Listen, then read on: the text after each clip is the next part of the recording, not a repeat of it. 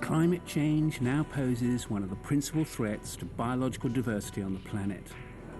According to the Intergovernmental Panel on Climate Change, in its report released in April 2007, climate change will alter the structure and functioning of most ecosystems, will reduce biodiversity and therefore compromise the ecosystem services required by all life on Earth. Rising levels of greenhouse gases are already changing the climate. During the 20th century, global mean sea level has risen by 10 to 20 centimetres, and the overall volume of glaciers in Switzerland decreased by 2/3. During the last 3 decades, Arctic ice thickness in late summer and early autumn decreased by about 40%. And since 1912, Mount Kilimanjaro lost 82%, while Mount Kenya lost 92% of its ice mass. Climate change is happening. Climate change is most likely the result of man-made activities. Never in the history of mankind we have destroyed biodiversity as we are doing it. Every hour, 3 species disappear. Every day, between 100 to 150 species are disappearing. Every year, between 15 to 80,000 species are disappearing, and they are the result of thousands of years of evolution. What will this mean for biodiversity and human beings? In the coming decades, the added heat stress and drier soils as a result of climate change may reduce yields by as much as 1/3 in the tropics and subtropics, where crops are already near their maximum heat tolerance. Earlier breakup of Arctic sea ice gives polar bears less time to hunt. From 1980 to 2004, the average weight for female polar bears in Western Hudson Bay, Canada, decreased by 143 pounds. Australia's Great Barrier Reef could lose up to 95% of its living coral by 2050 due to changes in ocean temperature and chemistry. Human beings will be affected in a variety of ways.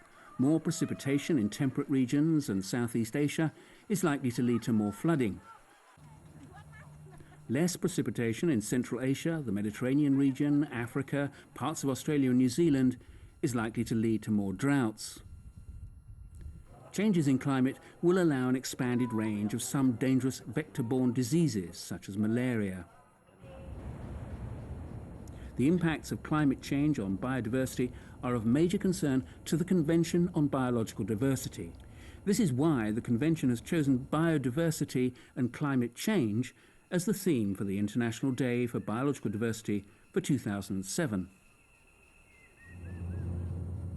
The Convention, the world's first global tool for sustainable development, was signed in 1992 at the Earth Summit in Rio, and today has 190 parties who have agreed to work together to conserve and sustainably use the biological diversity of our planet, while ensuring that the benefits from the use of genetic resources are shared equitably.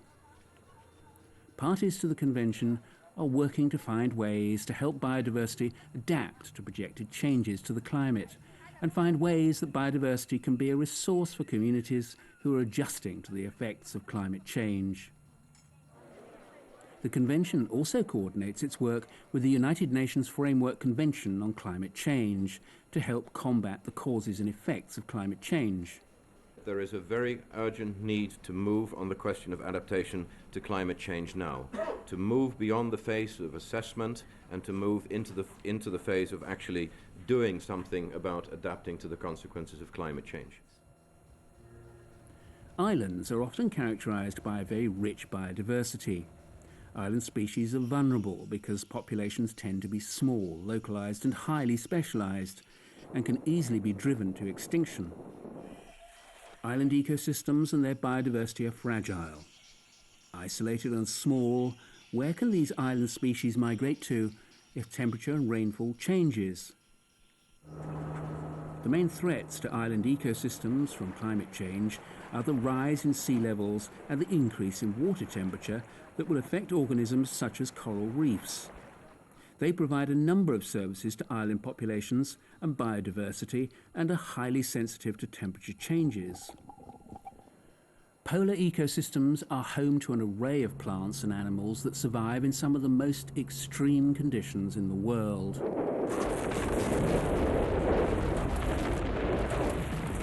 Seas surrounding the Antarctic support a rich marine food chain. The biodiversity of the Arctic is fundamental to the livelihoods of indigenous people and local communities who have lived in the regions for years. Walruses, polar bears, seals and other marine mammals that rely on sea ice for resting, feeding and breeding are particularly threatened by climate change. The warming of the Arctic has repercussions in the rest of the world. Indeed, melting and highly reflective snow and ice uncovers darker land and ocean surfaces, increasing the absorption of the sun's heat and further warming the planet. Snow and ice melt also adds fresh water to the ocean, raising global sea level and possibly slowing ocean circulation, affecting global and regional climate. In southern Africa, there is evidence that the climate is already affecting the distribution and habitat of a range of species.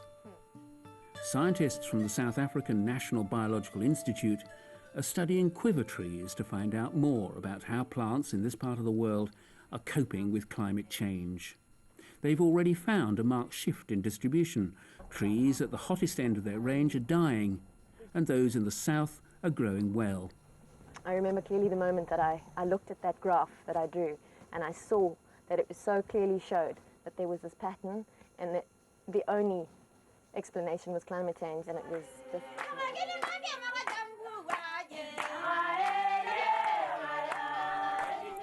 Biodiversity is threatened by climate change, but the resources and ecosystem services it provides can reduce the impacts of climate change on populations and livelihoods. For example, the Chaga home gardens in Tanzania. Trees are not felled, food is grown among them. Even better, food is grown vertically, ensuring sustainability. If one crop does badly, there are others to take its place.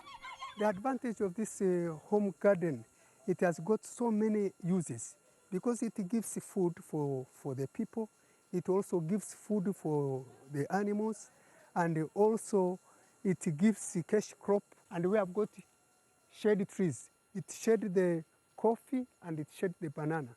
And these trees, roots fix nitrogen. Many elements of coastal ecosystems are important for protection against extreme weather and other events. For example, mangrove forests and coral act as natural breakwaters for the action of waves, as well as providing habitats for marine animals and reef fish, and generating revenues from tourism. Conservation of biodiversity in coastal ecosystems is a practical way to build resilience to climate change. So yes, biodiversity can assist and biodiversity should contribute, because healthy ecosystems are important for the health of human beings, but it's also important for the health of the atmosphere. There are ways to help biodiversity adapt to climate change by maintaining and restoring native ecosystems, managing habitats for endangered species, creating refuges and buffer zones, establishing corridors that take into account projected changes in climate, and introducing plant varieties able to adapt to climate change.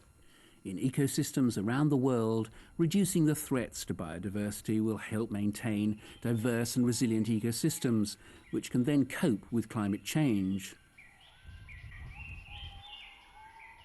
The Intergovernmental Panel on Climate Change has indicated that biodiversity conservation in forest ecosystems reduces their vulnerability to negative impacts of climate change, such as destruction due to drought, fire and disease. Avoiding deforestation in mountains and forest ecosystems will ensure that these exist as storehouses of carbon.